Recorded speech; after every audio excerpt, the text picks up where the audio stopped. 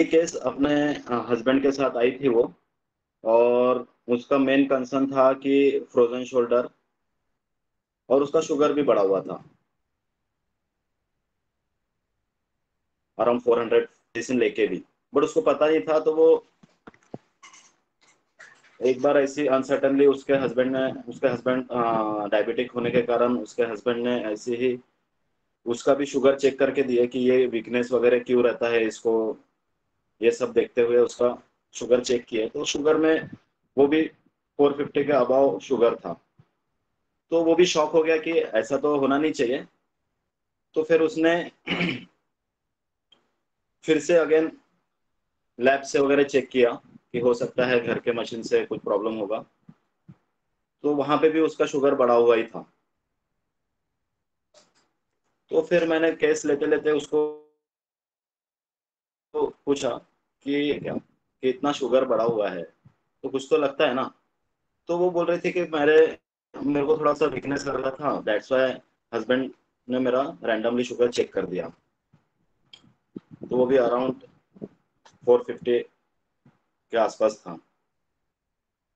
तो मैं बोला कुछ प्रिकॉशंस वगैरह नहीं लेते हो फिर आप, जब से आपका शुगर बढ़ा हुआ है? क्योंकि मेडिसिन लेने के बावजूद भी उसका शुगर कंट्रोल नहीं हो रहा था, मीन्स एलोपैथिक मेडिसिन लेके भी। तो उनका कहना था कि मैं मेडिसिन तो ले रही हूँ, बट फिर भी कोई ऐसा ये नहीं।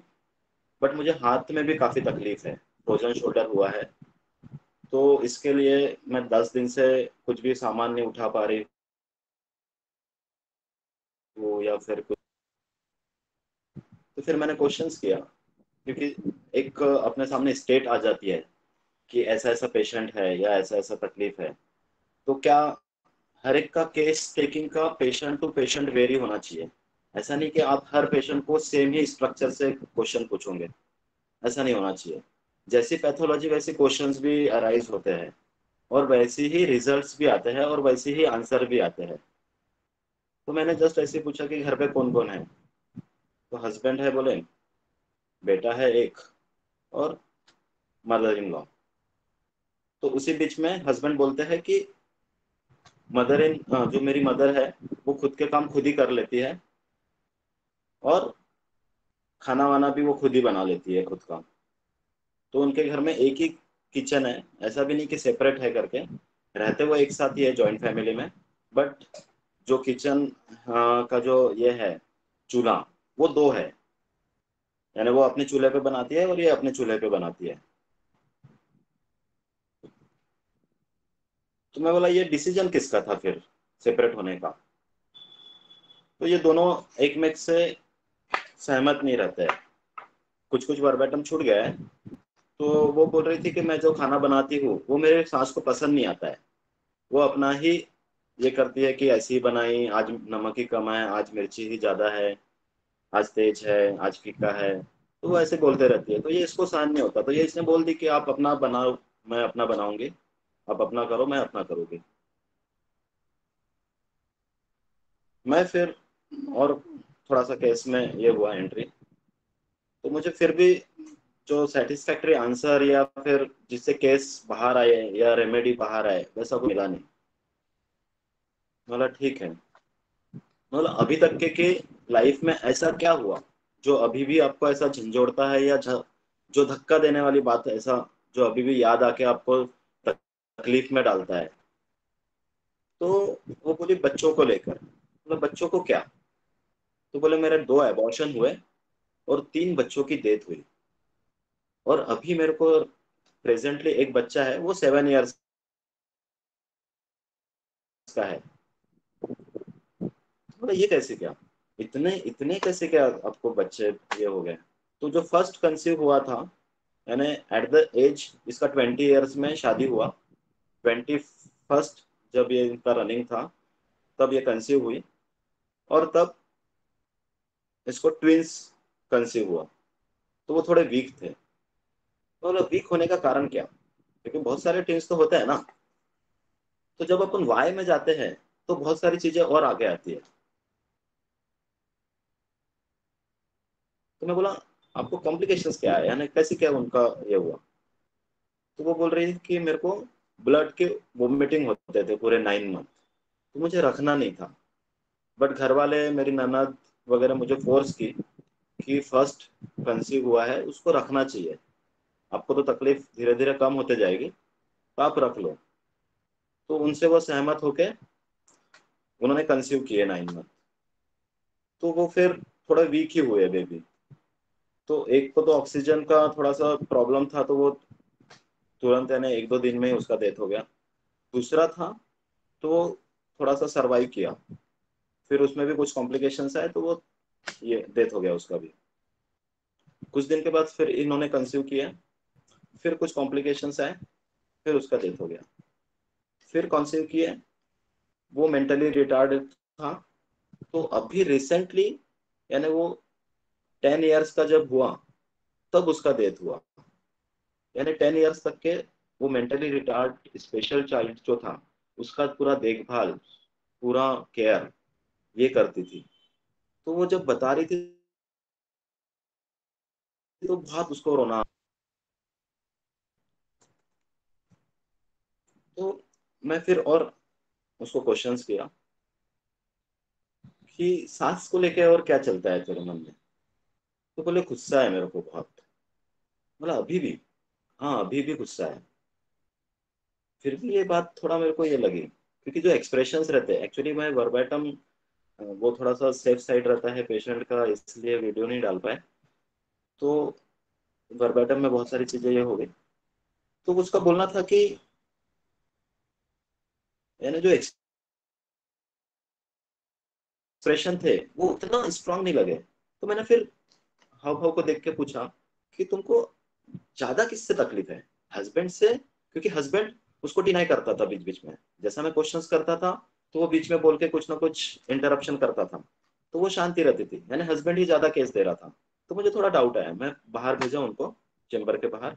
फिर उनसे मैंने क्वेश्चन किया कि आपको ज्यादा तकलीफ किससे है, हस्बैंड से या मदर इन लॉ से? तो बोले हस्बैंड से। बोला क्या तकलीफ है?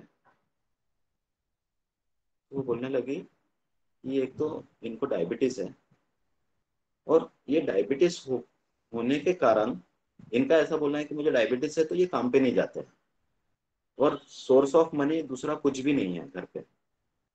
तो उसके कारण बहुत ज्यादा प्रॉब्लम्स होते हैं। तो बोला आप कैसे मैनेज करते हो? तो मैं मैनेज तो कर लेती हूँ, लेकिन मुझे मेरे बच्चे का फ्यूचर का बहुत कंसर्न रहता है कि अगर मैं मैनेज नहीं कर पा रही हूँ, तो उसका क्या होगा।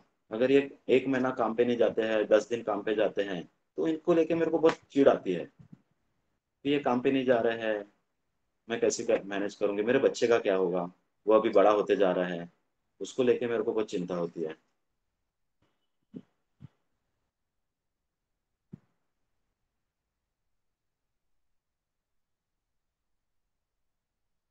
बोला फिर क्या करते हो जब ऐसा ये होता है तो नहीं, मैं फिर भी उनको पूछा कि आप जॉब क्यों नहीं करते हो जब इतना तकलीफ है तो वो बोले नहीं, मैं बच्चे को देखना पड़ता है, क्योंकि बच्चे को अगर मैं छोड़ के जाती हूँ, तो उसको खाना भी नसीब नहीं होता है।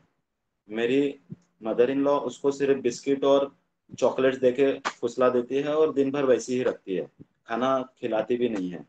तो उसके केयर के लिए या उसके इसके लिए मैं घर पे ही रहती हूँ। फिर मैंने पूछा कि अगर घर में ही रहते हो, तो पहले कुछ करते थे क्या? तो वो बोल रही थी कि मेरा अच्छा खासा ये था, शादी के बाद मैंने छोड़ दी। एक्चुअली वो ये करती है, बचत गट रहता है, कुछ ग्रुप रहता है, वो फाइनेंशियली लोगों को पैसा प्रोवाइड करना, उनसे मांगना, वो सारा चलता था। तो शादी के बाद वो सब करती थी वो। बट शादी के बाद उसने सब कुछ छोड़ दी, क्योंकि ये सारी चीजें करना रहता है, बच्चों को देखना या फिर ये। तो बैक टू बैक ऐसी इसके लाइफ में ऐसी क्राइसिस आते गए, और उसको ये शुगर वगैरह डिटेक्ट हुआ।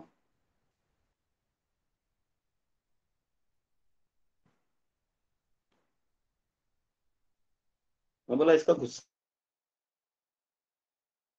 कैसा है? तो गुस्सा बहुत वायलेंट है इसका। ये अगर एक बार गुस्से में आ गई, तो सुनती नहीं है, चाहे फिर कोई भी रहे। उनको संभालना मुश्किल हो जाता है। ठीक है। तो मैं पूछा आप अकेले ही हो क्या माँ बाप को? तो ये बोल रही है कि नहीं, मेरे को मीन्स इसके हस्बैंड बोल रहे हैं कि मेरे को 4 सिस्टर थी, उनकी शादी हो गई, अभी तो हम मैंने इतने ही लोग हैं घर पे। अभी भैया सो मैंने मेडिसिन ऐसे लिया। लोग 22/1/2023 का केस था ये। तब शुगर 456 था। देन मैंने मेडिसिन लिया। फर्स्ट फॉलोअप में ये 10/2/2023 को आई। इसका आरबीएस तब 308 हो गया था, यानी, और तब फ्रोजन शोल्डर कंप्लीटली क्योर हो गया था। फिर नेक्स्ट फॉलोअप को मैंने बुलाया था, तो she is so much happy कि अब के ट्रीटमेंट से एटलीस्ट फ्रोजन शोल्डर जो मेरा दर्द था वो गया। शुगर तो होते रहेगा, उसका शुगर का उतना कंसर्न भी नहीं था, लेकिन अपन होलिस्टिक क्योर देते हैं तो अपना कंसर्न जाग जाता है कि यार ये ठीक, पूरा ठीक होना चाहिए ना। तो सेकंड फॉलोअप में फिर उसका 198 शुगर आया, थर्ड फॉलोअप में 155 आया, और उसके जो मेंटली जो डिस्टर्ब थी वो काफी वहां से निकल गई थी। तो according to Hering's law cure तो ऐसा ही होना चाहिए, about downward inside outward, from more important organ to less important organ, symptoms disappear in the reverse order. तो इतना केस है, तो आप इंटरप्रेट करो, फिर मैं हाँ, आपको ये करता हूँ सजेस्ट।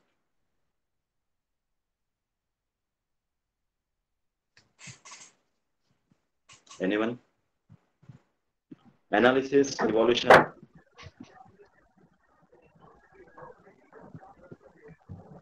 एक तो सर इसमें उसको एंजाइटी अपने चाइल्ड अबाउट या एंजाइटी चिल्ड्रन में एक रूब्रिक बनता है, उसको जी फिक्र है अपने बच्चे की।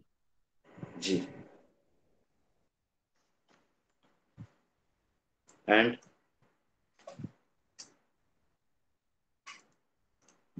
अभी सर एक ही बनाया है अभी और सोचता हूँ। हेलो सर, अच्छा, और सोचो। डोमिनेशन डोमिनेशन रहेगा इसमें? हस्बैंड डोमिनेशन किसके लिए, किस में का हस्बैंड का डोमिनेशन, हाँ, हस्बैंड का एनी डोमिनेशन फ्रॉम है। डोमिनेशन। हाँ हाँ हाँ। हस्बैंड काम पे नहीं जाता है और वो घर पे ही रहता है, तो वो और एक उसको चीज है। बोलने भी नहीं देगा था बार बार। हाँ, वो बीच बीच में कार्सिनोसिन आई थिंक, हाँ कार्सिनोसिन। हाँ, कार्सिनोसिन में प्लीज करता है मैम।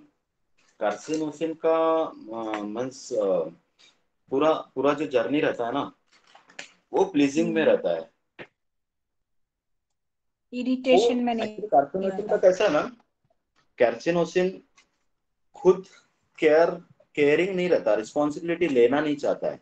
रिस्पॉन्सिबिलिटी आ जाती है, आरम खुद रिस्पॉन्सिबिलिटी लेता है, बट कार्सिनोसिन में रिस्पॉन्सिबिलिटी आती है। अपने पास एक रूब्रिक भी है कार्सिनोसिन का, एवर्जन टू रिस्पॉन्सिबिलिटी। कार्सिनोसिन को पसंद नहीं है रिस्पॉन्सिबिलिटी लेना, लेकिन दूसरे को प्लीज करने के लिए वो रिस्पॉन्सिबिलिटी लेता है, ऐसा। जी जी जी। हारमोनी हारमोनी चाहिए रहती है उसको, फियर रिस्पॉन्सिबिलिटी में जी रहता है, उसको डर लगता है रिस्पॉन्सिबिलिटी लेने का, ऐसा रहता है।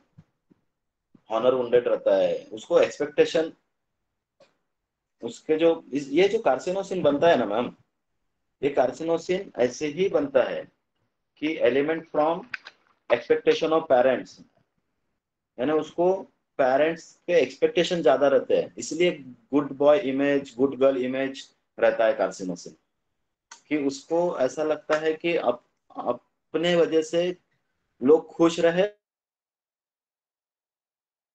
और वो खुशी अपने को भी मिले। अप्रिसिएशन चाहिए रहता है, अगर कुछ भी करता है ना तो अप्रिसिएशन चाहिए रहता है। बट जब अप्रिसिएशन नहीं मिल पाता है, तब वो नेचर लवर बनता है, तब उसको पता रहता है यार लोग ऐसी है, तो वो फिर पेट एनिमल्स को बहुत पसंद करना, नेचर्स को बहुत पसंद करना, ये कार्सिनोसिन का शेड रहता है। ये घुट घुट के मरता है, इसलिए कैंसरस सेल्स से कार्सिनोसिन बनता है ना, कि मैं इतना करके भी मेरी वैल्यू नहीं है, या मेरे को कुछ ये नहीं करते हैं, अप्रिशिएट नहीं करते हैं। कार्सिनोसिन बहुत बहुत अप्रिसिएशन के लिए वांट रहता है, बहुत लॉन्गिंग रहता है कार्सिनोसिन का। ऐसा है, इसलिए इसको कंप्लेंट भी वैसे ही आते हैं। Element from too early responsibility आती है, एलिमेंट फ्रॉम रिस्पॉन्सिबिलिटी से इसको कंप्लेंट आता है। रिस्पॉन्सिबिलिटी लेना नहीं चाहता, फिर भी इस पर रिस्पॉन्सिबिलिटी आती है, दैट्स वाई वो प्रॉब्लम में आता है। कार्सिनोसिन में बहुत बायोन्सी रहती है, कार्सिनोसिन जल्दी टूटता भी नहीं है। जितना वो बीमारी उसको डुबाती है, उतना ही उभर के वो बाहर भी आता है। और फिर भी उसको अप्रिसिएशन नहीं मिला तो डिसकंटेंटेड सराउंडिंग विथ में जाता है। और कोई अपने सर ये इसको जब क्वेश्चन किया गया कि वो सास के बारे में और वो हस्बैंड के बारे में किससे ज्यादा, मतलब क्या एक था ना आपका लाइन, जी जी जी जी किसके ज्यादा गुस्सा है, क्या है, तब क्या बोला था ये सर, प्लीज रिपीट करेंगे? हाँ, हस्बैंड काम पे नहीं जाते हैं अच्छा। तो मुझे चिड़चिड़ होती है। हस्बैंड शुगर है करके काम पे नहीं जा रहे हैं, तो नॉर्मली तो शुगर के पेशेंट काम करते हैं ना।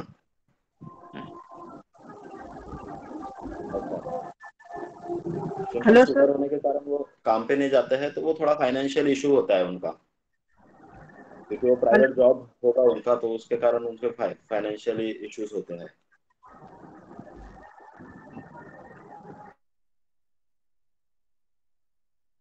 हेलो जी मैम। सर, मुझे ये लेडी एंजाइटी अबाउट चिल्ड्रन है इनको, क्योंकि इम्पेशंस अबाउट चिल्ड्रन लगा ज्यादा, कि अभी वो यस। बच्चा छोटी है ना, 7 साल का, फिर भी ये इतना चिंता कर रही है और हस्बैंड काम पर नहीं जा रहे, तो उस उसको उससे साथ साथ से ज्यादा हस्बैंड का गुस्सा है कि हस्बैंड काम पर नहीं जाते तो उसके कारण लड़का बिगड़ जाएगा। यस। तो ये उसके कारण हस्बैंड से भी गुस्सा है, तो anger husband toward impatience children about, और एंगर तो इनको है ही, बहुत एंगर है, बोला ही है कि बहुत ही एंगर है, तो इसलिए एंगर वॉयलेंट लिया, और एंगर वॉयलेंट और इम्पेशंस एंजाइटी अबाउट फैमिली भी लिया मैंने। एंगर हस्बैंड टुवर्ड, डलका मारा है, डलका मारा 6। हाँ, हीरोइन में ना बहुत एंगर रहता है मैम। हीरोइन का मैंने केस देखा था, हीरोइन में सीधा ऐसा वो जो नाक कटने वाली बात रहती है ना। मेरे पास एक गांव का पेशेंट आया था, उसने उसकी शादी उसकी लड़की ने उसी गांव के एक लड़के के साथ शादी किया। तो वो जब शादी की ना, तो उसके लिए वो मर गई थी। उसने सीधा बोल दिया, आज के बाद ये लड़की मेरे लिए मर गई है। और इतना इतना एंगर था उसके बीच लिए, कि वो जो दिखती भी थी ना, एक ही गांव में तो रहते हैं, तो वो दिखती भी थी ना, तो ये स्पिट कर देता था, यानी थूकता था ऐसे ही उसके सामने, कि यार तेरे को पैदा करके भी मैंने गलती कर लिया। इतना एंगर था उसके लिए, उस हीरोइन में anger towards the children about, ऐसा। हीरो इसका इसका ऐसा नहीं है, ये चिल्ड्रन के लिए काफी ये है, उसकी केयर करना, उसके लिए उसका फ्यूचर के भी लिए भी अभी से वो कंसर्न है, जबकि वो 7 साल का ही है। इम्पेशंस ज्यादा है, हाँ। इम्पेशंस अबाउट चिल्ड्रन में भी हो सकती है रेमेडी। हम्म। दलका just well try ma'am. Sir ये जो उसका और कोई? सर अब जो उसका शोल्डर था, शोल्डर की पेन, जो फ्रोजन शोल्डर जिसके लिए वो आई थी, उसकी मूवमेंट्स जी। रिस्ट्रिक्टेड होंगी, पेन होगी, इसके मतलब कुछ नहीं उसने अपना कंसर्न बताया माइंड का, कि भाई वो जो प्रेजेंटेशन है उसकी, भाई उस दर्द से उसको क्या होता है, फिर वो अगर ज्यादा होता है तो क्या करती है, या उसका क्या कंसर्न है उस पेन के साथ। हाँ, वो उसका काम मेन नहीं कर पाती है, 10 दिन से वो काम नहीं कर पा रही थी, लेकिन करना पड़ता है उसको। उसका वही था कि मेरे से हो नहीं रहा है, फिर भी मैं कर रही हूँ। सही। तो हाँ, 10 दिन से हाँ, मेरे को बहुत तकलीफ है, फिर भी, क्योंकि अभी कोई हेल्पिंग हैंड नहीं है ना उनके घर में, क्योंकि सास अपना अलग करती है, हस्बैंड अगर देखा जाए तो वो कुछ करता ही नहीं है, क्योंकि उसको शुगर है, उसका ऐसा मानना है, तो सब कुछ तो इसको ही करना है ना। तो सीपे जैसी फील आ रही है यहाँ तो। सीपीए जैसी फील आती है, ठीक है। Yes yes yes. सेपिया भी हेल्पलेसनेस फीलिंग में जाती है, सेपिया भी डिवीजन पुअर में जाती है, जब कर नहीं पाती है तो, दूसरा सर, वो है ना। उसकी फील होती है कि वो काम करना तो वो कहती है कि और कौन करे काम, फिर मुझे ही करना है। ये जो उसकी यस। फील होती है। सेपिया में भी एवर्शन टू हस्बैंड है सर, हस्बैंड नहीं चाहिए रहता है उसको। लेकिन सेपिया। वो दूसरा मार्टाइड और टायर्ड एंड मार्टाइड, ये एक फिक्रा सीपिया के लिए हम कह सकते हैं। Tired and martyr martyred. Martyred, martyr हाँ। मार्टियर हाँ जी। मार्टियर बोल रहे हो ना, कार्सिनोसिन का जो रूब्रिक है। ये सर सीपीएम में रुब्रिक तो नहीं है, लेकिन उसकी फीलिंग है कि जैसे वो थकावट और शहादत, यानी शहीद समझती है अपने आप को, मार्टियर। हाँ हाँ हाँ हाँ। हाँ, सेपिया का फील भी वही है ना, डलनेस क्वेश्चन आफ्टर क्वेश्चन। में क्या होता है, क्वेश्चन में मजा आता है ना, क्वेश्चन में टेंशन और इन्वॉल्वमेंट हो जाता है। कॉन्ट्राडिक्टरी, टेंशन और कॉन्ट्राडिक्टरी सीपिया का जी। ना चाहते हुए इंटेंशन और कॉन्ट्राडिक्टरी। हाँ, कॉन्ट्राडिक्शन, वो कॉन्ट्राडिक्टरी इंटॉलरेंस ऑफ कॉन्ट्राडिक्शंस, वो ये एक रूब्रिक है ना, contra actions or contradictory actions to or. Intention. हाँ हाँ हाँ हाँ। कि इच्छा सर ना रह के भी मजबूरी में काम करना पड़ रहा है, इच्छा ना जी रखते हुए जी। भी। Yes, that is also sepia. Sepia को भी रेसिप्रोकेशन चाहिए रहती है। सेपिया फाइनली तभी कुंवर में जाती है जब वो कर नहीं पाती है। सर सीपिया तो एक्सेप्टेंस के लिए करते हैं ना। क्या बोले? सीपिया एक्सेप्टेंस के लिए करते हैं ना, फैमिली एक्सेप्टेंस के लिए। हाँ, sepia sepia is duty, duty, too much sense of duty, sepia is not in responsibility. आप नो, सेपिया को रेस्पॉन्सिबिलिटी देखेंगे नहीं, तो उसका उसका उसका एक्सेप्टेंस के लिए करते हैं फैमिली में। सेपिया, हाँ सेपिया केयर्स में भी है, बट ना सेपिया रिस्पॉन्सिबिलिटी लेके काम नहीं करती है। सेपिया को पता रहता है कि मुझे इतना इतना काम करना है, घर वालों के लिए, ड्यूटीज के लिए करना है बस। और जब उसका भी रेसिप्रोकेशन नहीं मिल पाता है, तब जाके वो टूटता है। सेपिया बहुत बहुत पुअर समझती है। सेपिया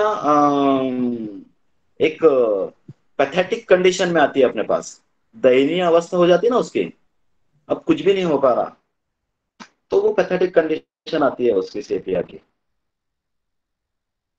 इसमें सर दूसरा रूब्रिक आ एलिमेंट्स सकता है, business incapacity. Business in जी sir. Capacity. Business incapacity. हाँ, बिजनेस इनकैपेसिटी आ सकता है।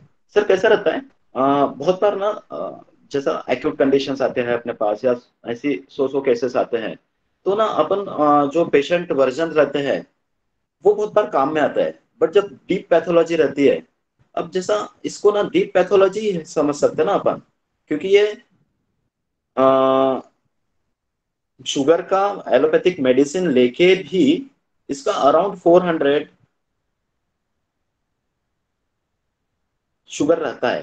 दैट इज डीप पैथोलॉजी ना, वो ठीक नहीं हो रहा है, तो कहीं ना कहीं अपने को डीप भी सोचना पड़ेगा, इसके इमोशंस को लेके अपने को सोचना पड़ेगा कि इसको शुगर आया क्यों, इसको फ्रोजन शोल्डर हुआ क्यों, क्योंकि केस भी एलिमेंट्स उसने फ्रॉम बढ़ा। Hello sir. जी। एलिमेंट्स हेलो फ्रॉम जी सर, कुछ एलिमेंट्स रुब्रिक्स फ्रॉम चीज बोल देंगे सर, आप बोलेंगे पहले। Elements from death of loved ones. हाँ, यहाँ पे जो चाहिए। चाइल्ड की डेथ हुई। बट ना मैं जब उसको पूछा, मुझे भी ऐसे ही लगा कि इसका आंसर वो आना चाहिए। जब मैंने उसको क्वेश्चंस किया कि आपको अभी तक के लाइफ में ऐसा क्या चीज हुआ या ऐसा क्या बात हुई जो आपको अभी भी धक्कादायक बात क्या हुई जो अभी भी आपको याद आके झंझोड़ती है। तो वो एक्सपेक्टेड था कि इसका आंसर ये आना चाहिए कि मेरे इतने सारे बच्चों की डेथ हुई, एबॉर्शन हुआ। इसका ये आंसर नहीं आया, बट इसका आंसर ये आया कि मेरा हस्बैंड, मेरे बच्चे का फ्यूचर क्या होगा। ये आंसर आया इसका। Hello sir. एंजाइटी जी अबाउट चिल्ड्रेन, एंजाइटी। सर इसका वो राष्ट्रक्स वाला फीलिंग आ रहा है। हाँ हाँ हाँ। राष्ट्रक्स, राष्ट्रक्स का। रस्टॉक्स हेलो एकदम सर। डिजास्टर में जाता है सर। रस्टॉक्स एकदम सेल्फलेस ये करता है। रस्टॉक्स में सेल्फिशनेस नहीं रहता है। एक्चुअली इसको शुगर आया कैसा होगा आप सोचो। हेलो ये सर। हस्बैंड को बोल रही है काम पे जाओ। हाँ, अगर रस्टॉक्स रहता था ना तो ये बच्चे को भी कहीं ना कहीं उसका भी इंतजाम करके खुद काम पे भी गई रहती। यानी रस्टॉक्स का ये फील है, सेल्फलेसली काम करता है रस्टॉक्स। Hello sir. जी हेलो। हाँ, गुड इवनिंग हाँ सर। Ma'am, good evening. हाँ सर, एक्चुअली मुझे इसमें कॉस्टिकम का फील आया। थोड़ा सा रिवॉल्यूशनरी जैसा लगा कि उसकी सासू माँ से उसकी पटी नहीं, तो उसने उससे अलग हो गई, अपना सेपरेट वो करा लिया। हस्बैंड हम्म उसको जो है फियर, उसका हस्बैंड काम नहीं कर रहा है, उसको एंजाइटी फ्यूचर अबाउट है। चिल्ड्रन के प्रति उसका कंसर्न है ही नहीं। शुरुआत से ही वो बोली कि मतलब जैसे उसके 2-3 अबॉर्शन हुए क्योंकि उसको बच्चा चाहते ही चाहिए ही नहीं था एक्चुअली, क्योंकि उसके हम्म पास सोर्स ऑफ इनकम कुछ नहीं था।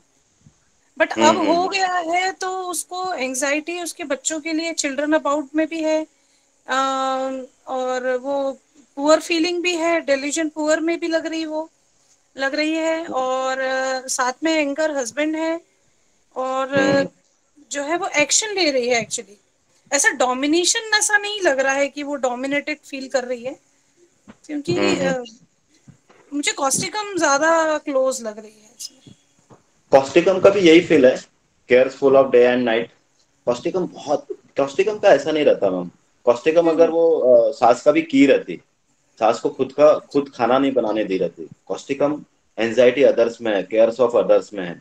आपने वो आनंद मूवी देखे हो क्या? हाँ आनंद हाँ। या कुछ अभी जो थ्री, वो नहीं क्या, जो जो बच्चों को ये करता है, पढ़ाता है।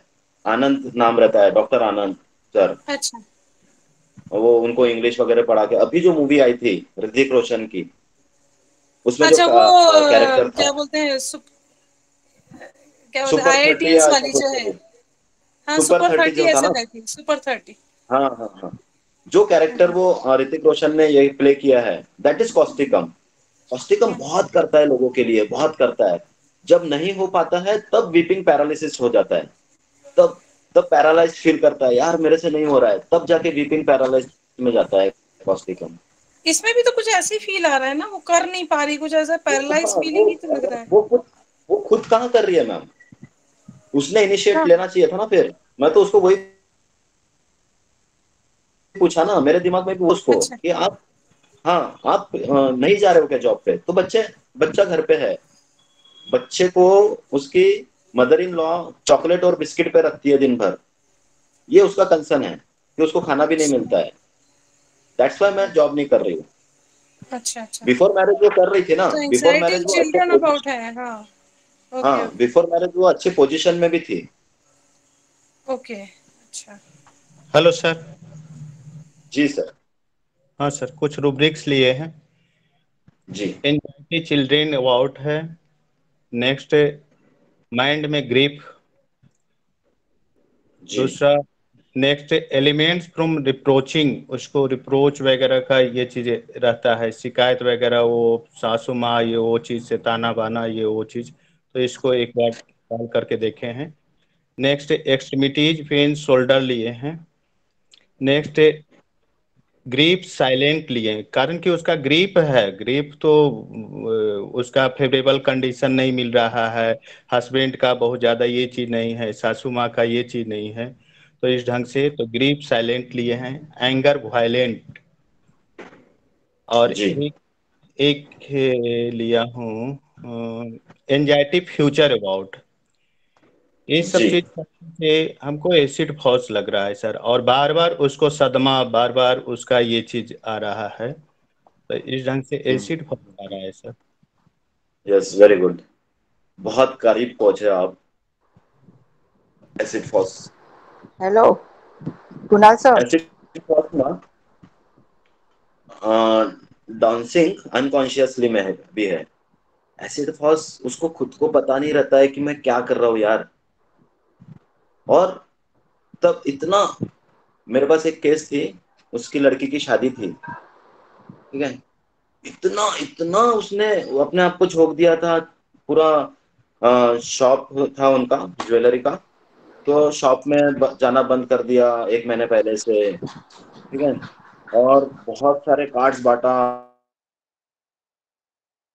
बहुत सारा ये किया, इतना कि वो ऐसा लग रहा था कि यार शादी किसकी है और इतना क्या तू ये कर रहा है। अनकॉन्शियसली उसको खुद को नहीं समझ रहा था कि अपन कितना कर रहे हैं उसके लिए। और पता चला कि 1 दिन पहले कल शादी है और लड़की भाग गई। तो वो जो शॉक पड़ा था उसको कि मैंने इतना सब कुछ किया और एंड टाइम पे लड़की अपनी चले गई। तो वो जो सदमा था ना, उसको मैंने ऐसे फॉस दिया था। अनकॉन्शियसली उसने जो केयर किया था, अनकॉन्शियसली वो जो डांसिंग किया, डांसिंग अनकॉन्शियस में है वो। यानी अपने को ना ये करते हुए कि अपने को समझ ही नहीं रहा कि यार अपन क्या कर रहे हैं। इतना लोगों को प्लीज कर रहा था, इतना लोगों को ये कर रहा था कि ये तामझाम, वो शादी के लिए जबरदस्त। हाँ मैम। सर इसमें आपको इस केस में डिसकंसर्टेड फील नहीं हुआ वो बंदा? हाँ, डिसकंसर्टेड में क्या होता है कि कंसर्न ही टूट जाता है पूरा कंप्लीटली। वो बता ही नहीं रहती इतना कि मेरे को सांस से तकलीफ है, उसके हस्बैंड ने बताया रहता।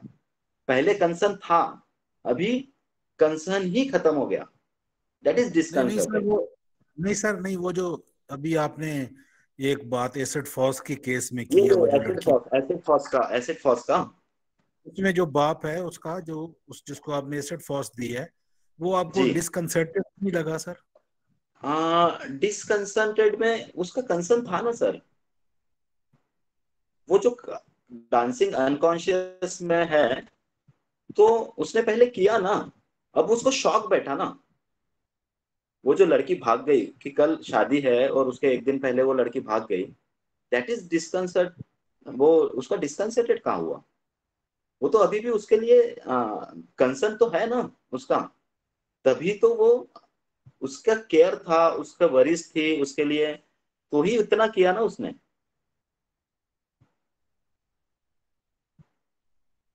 डिस्कंसर्टेड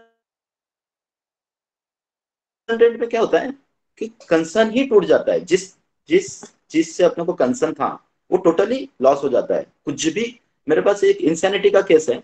वो, उसको 3 बच्चे होके, उसको जो छोटी वाली लड़की थी, उसके घर वालों ने इतना उसको तकलीफ दिए थे कि जैसा वो कुछ रिचुअलिस्टिक प्रोग्राम रहते हैं, जैसा वो प्रेग्नेंट थी 7th मंथ में, तो कुछ रिचुअलिस्टिक प्रोग्राम थे। तो उनके जो मायके के घर के लोग ससुराल में लेके जाते हैं, तो उनकी इतनी बेइज्जती किए, तो तब से उसको इतना शॉक बैठा, तो वो सबसे कंसर्न ही तोड़ डाली थी उसने कि मेरे को अभी किसी से कंसर्न है ऐसा। न घर वालों से बात करती थी, सिर्फ देखती थी वो। हाँ, घर वाले आए, मेरे माँ बाप आए, भाई बहन आए, हस्बैंड है, किसी से कोई कंसर्न ही नहीं। उसको घर वालों ने बहुत जबरदस्ती उसको कंप्लेंट लिखवाने लेके गए कि इसको इतनी तकलीफ देते हैं, तो आप कुछ तो भी पुलिस रिपोर्ट्स वगैरह ये करो, दर्ज करो। तो उसको लेके गए उसके मायके के लोग, पर फिर भी उसने वहां पे एक शब्द भी नहीं बोली कि मुझे इतनी तकलीफ है। हाँ ठीक है बोले, मैं अपने घर में ठीक हूँ। इतना तकलीफ होने के बावजूद भी वो अपने घर में गई। That is morals of Ignatia. मैंने उसको इग्निशिया दिया था। दैट इज फियर ऑफ इनवैलिडिटी, कि मेरी वैलिडिटी खत्म ना हो जाए ये घर से। That is Ignatia.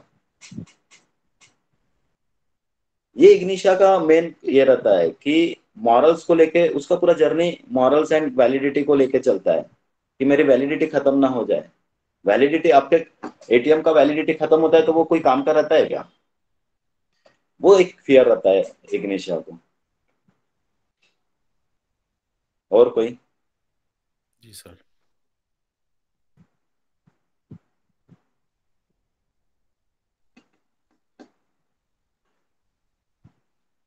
तो क्रैक तो हुआ है मेडिसिन, एक्चुअली डिस्कशन करना था, दैट्स वाई मैं थोड़ा इतना ये किया। बट एक मैम ने क्रैक किया जब भी, फर्स्ट और सेकंड इसमें ही क्रैक किया।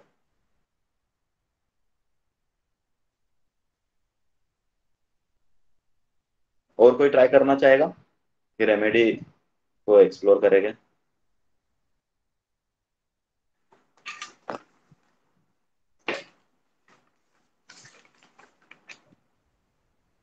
सभी का अच्छा ट्राई था।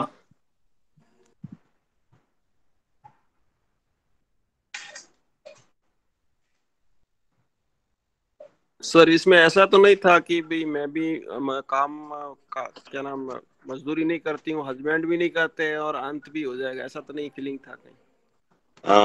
हस्बैंड भी नहीं करते और मैं भी नहीं करती हूँ तो मतलब सब एंड हो जाएगा, बच्चा क्या होगा उसका क्या होगा ऐसा?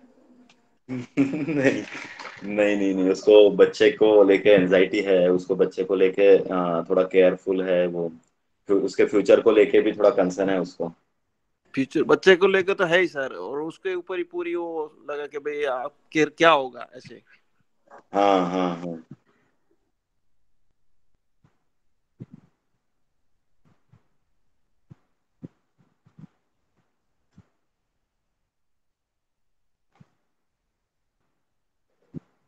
इसको शुगर भी वैसे ही आया ना सर। शुगर आता कैसी है? जब रिलेशंस खट्टे हो जाते तो ही शुगर आता है ना, मिठास कम हो जाती है तो शुगर आता है ना। जी सर। शुगर डिपॉजिट होता है ना ब्लड में, मीन्स ब्लड में शुगर आना चालू हो जाता है ना, तो कहीं ना कहीं मिठास कम, एक्चुअली इसका साइकोडायनामिक में भी हो सकता है, नॉट अ रूल। मिठास कम हो जाती हाँ, में भी ऐसा हो सकता है, ऐसा कोई रूल नहीं है साइकोडायनामिक का। बट जब पर्सन का जब ब्लड में शुगर आना चालू होता है तो कहीं ना कहीं उसके रिलेशंस में मिठास कम लगती है, तो ऑटोमेटिक इमोशंस उसका शुगर ब्लड में ये करता है, और वो प्रिजर्व मीन्स डिपोजिशन होना चालू होता है कि यार ऐसा नहीं शुगर मिल रहा है तेरे को तो ऐसा ले अभी। ठीक है, जब बहुत सेक्रिफिकेशन होता है ना सर लाइफ में, बहुत ज्यादा एडजस्टमेंट होता है अगेंस्ट द विल, ये एडजस्ट ही कर रही है ना। हस्बैंड काम पे नहीं जा रहा है, उसकी इतने सारे अबॉर्शन, इतने सारे डेथ हो गए, फिर भी वो, हाँ उसने और एक बात बोली थी कि मैं बोला घर पे आप इतना तकलीफ है तो घर पे नहीं बताते हो क्या? तो घर पे बताओ कि क्या करूं, घर पे कितना बताऊं मैं? क्योंकि इन्होंने इसको जिसने रेफरेंस दिया था, एक दिन पहले उसका भाई आके गया था, तो उसी ने इसको रेफर दिया कि आप ये डॉक्टर के पास जाओ करके। तो वो बोले अगर मैं यहाँ से चली भी जाती हूँ, अपने घर में भी रहती हूँ, तो मैं एक दो दिन ठीक है, पर 10-15 दिन अगर रहती हूँ तो घर के लोग, वो घर के तरफ के लोग, आजू बाजू के लोग क्या बोलेंगे? अरे यार तू तो इधर ही दिख रही है, क्या हुआ तेरे को, है ना? तो जब आदमी मटेरियलिस्टिक होते जाता है ना, फाइनेंशियल इनसिक्योरिटी रहती है, मटेरियलिस्टिक होते हैं, जो इमोशंस रहते हैं, जो लव रहता है वो कम होते जाता है, तो शुगर ऑटोमेटिक डिटेक्ट होता है। इग्नोरिंग रहता है, अभी अभी के इसमें वही होता है ना, पहले करियर, है ना, देन बेबी को कंसीव करते हैं। अभी तो पूरा पैसों को ही ज्यादा इंपॉर्टेंस देते हैं ना, ऐसा है। पहले तो हमारे मदर या ग्रैंड मदर के वक्त 5-5 बच्चे होके भी वो लोग हैप्पीली जीते थे, फैमिली ज्यादा ओरिएंटेड रहते थे। अभी तो करियर को ज्यादा इंपॉर्टेंस दिया जाता है, एक बच्चा रहता है फिर भी बहुत कुछ करना है, ये करना है, ऐसा रहता है ना। तो शुगर भी इसको ऐसे ही डिटेक्ट हुआ होगा ना कि कुछ ना कुछ इसका लव कम हुआ गया, हस्बैंड के प्रति उसको कुछ यही नहीं है ना। मैंने उसको क्वेश्चंस किया कि आपको किससे ज्यादा तकलीफ है, तो उसने डायरेक्टली बोल दिया कि मेरे को हस्बैंड से तकलीफ है।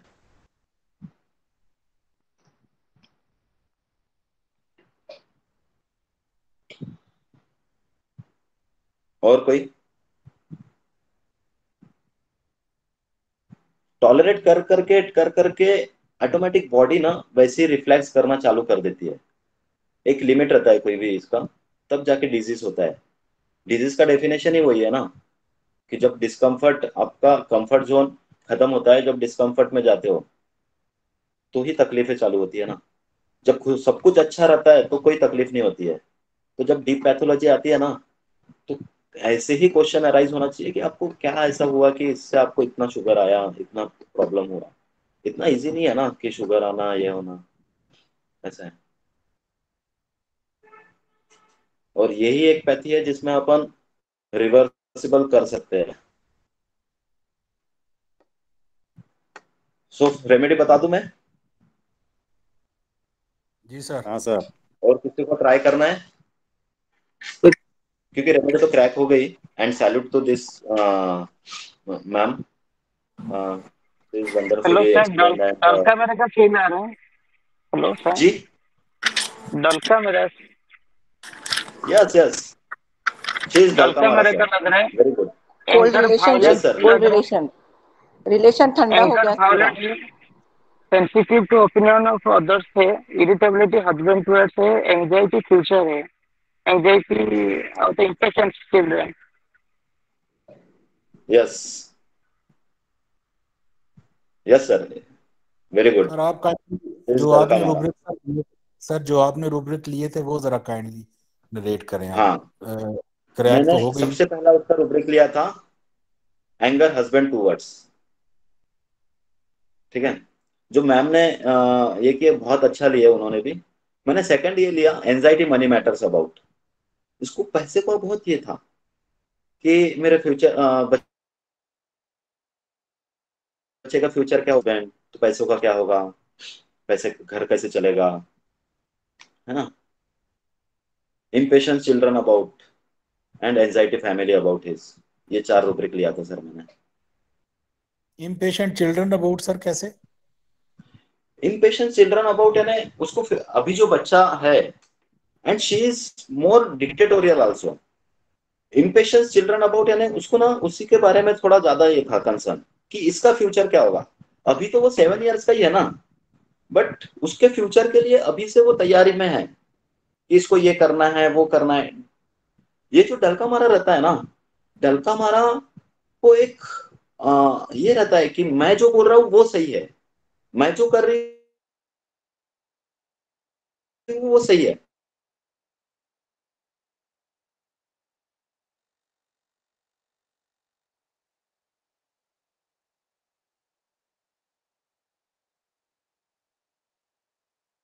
जाता है कि यार तू अभी तो एक ही बच्चा अपना बच्चा है, तो उसके लिए भी क्या इतना ये कर रही है।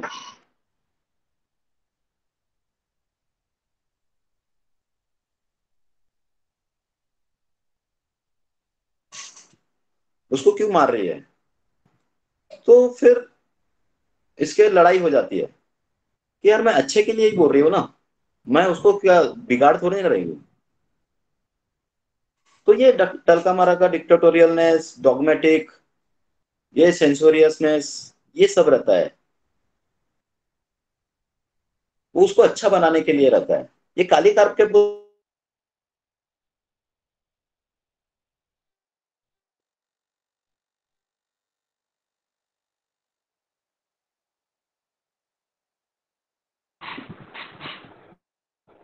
क्लोजिंग आई एम्लोरेशन में जाती है।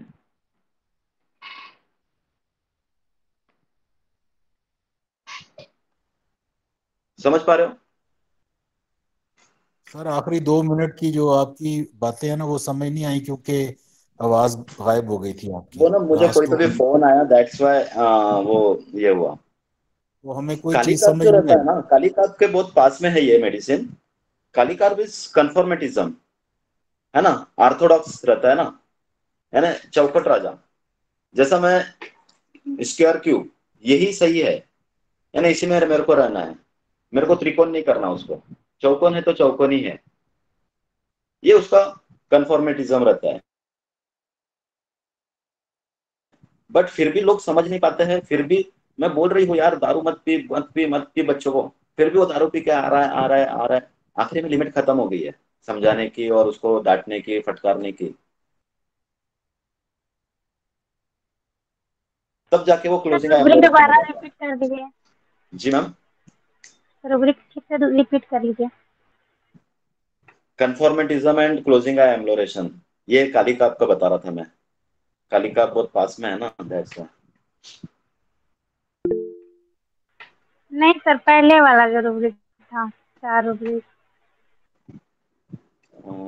पहले वाला कौन सा? वो एक डिक्टेटोरियलनेस था उसका, डलका मारा का, वो डॉगमेटिक केस था बच्चों के लिए। की रुब्रिक मांग रही है शायद सर, केस की रुब्रिक।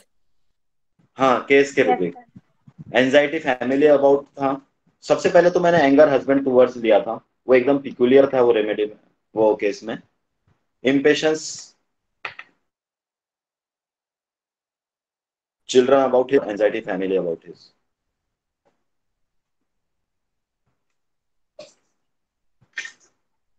सर उसने उसने डलका कहा कि मारा मैं ना। काम नहीं कर सकती। उसने जी कहा था सर कि मैं काम ज़ाहिर है नहीं कर सकती, वो हाउस वाइफ थी, उसका फ्रोजन शोल्डर था।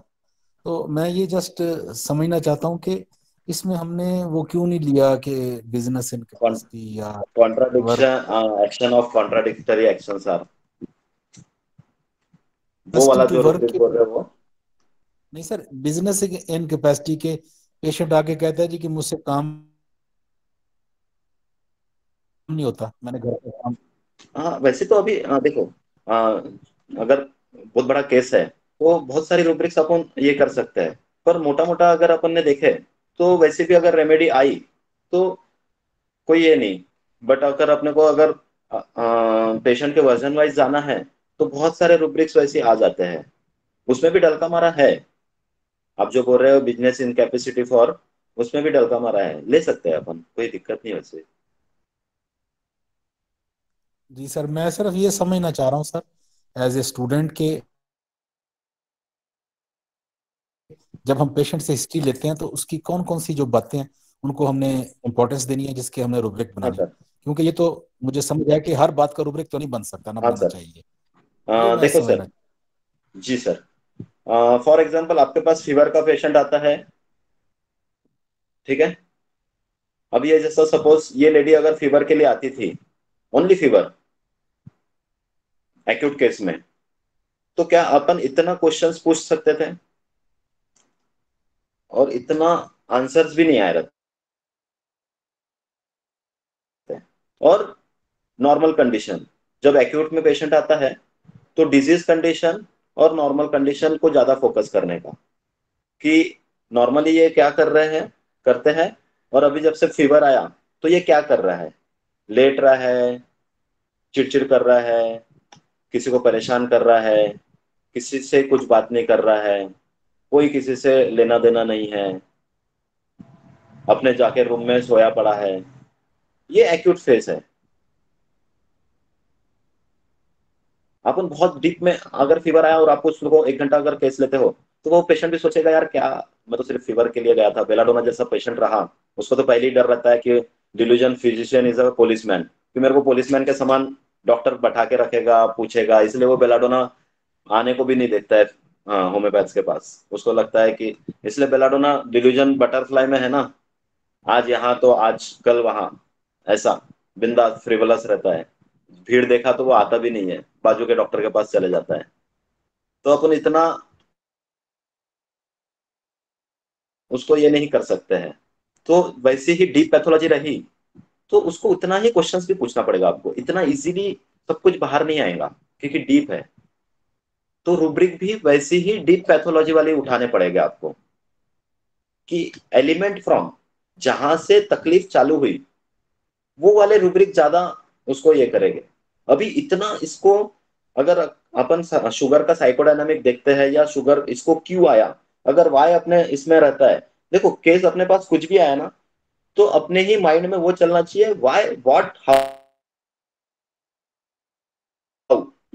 क्योंकि मैं उसको जब पूछा कि किसके बारे में ज्यादा तुमको तकलीफ है, तो मुझे एक्सपेक्टेड था कि ये सासू माँ के बारे में बोलेंगी जब इतनी क्रूएल है या वो, बट उसने उसको निग्लेक्ट करके उसके हाव भाव जो था वो हाव पकड़ा मैंने, वो उसका एंगर था हस्बैंड के लिए। तो हाउ उसमें ये होता है व्हाट, यानी क्या उसको लेके क्या ये होता है ना। और उसको फिर एडॉप्शन क्या किया, अपन कार लेते हैं ना,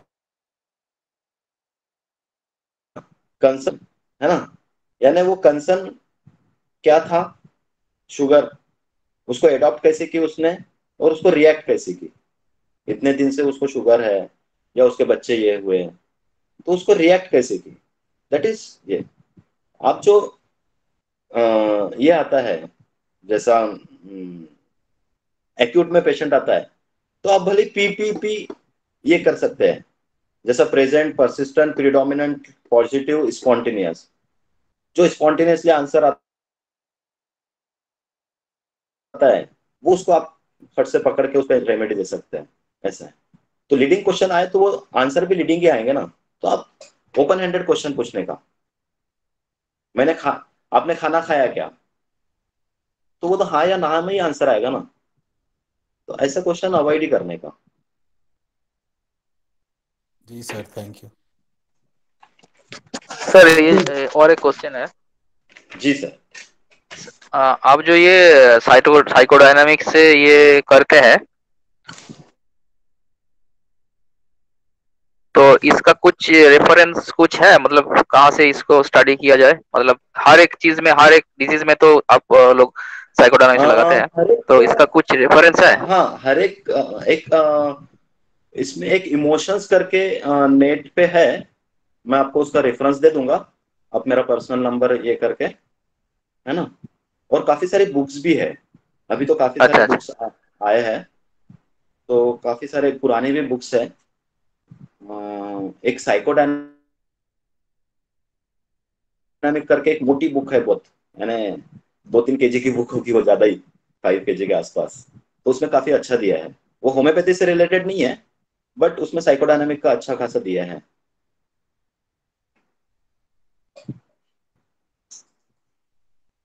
और कोई?